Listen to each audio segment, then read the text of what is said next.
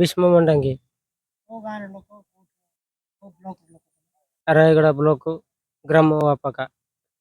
ପଞ୍ଚାୟତ पिपलगुड़ा ସ୍ତ୍ରୀ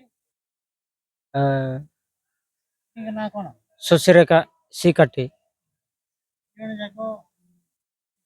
आज्ञा କେତେ ପରସେଣ୍ଟ ଦିଆହେଇଛି ସରକାର ତରଫରୁ 100%। କଣ କଣ ସୁବିଧା ମିଳୁଛି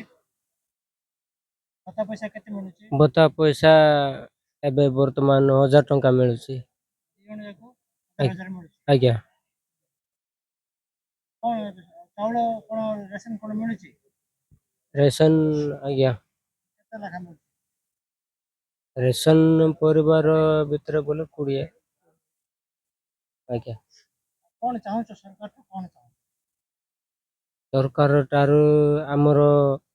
भत्ता पैसा केमती 3500 करा जावे ଆବାସ ଗୃହ ମିଳିଛି ତମକୁ नहीं आज्ञा आउ आवास गृह हमको दिया जाओ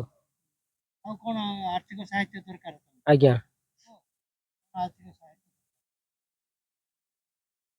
तो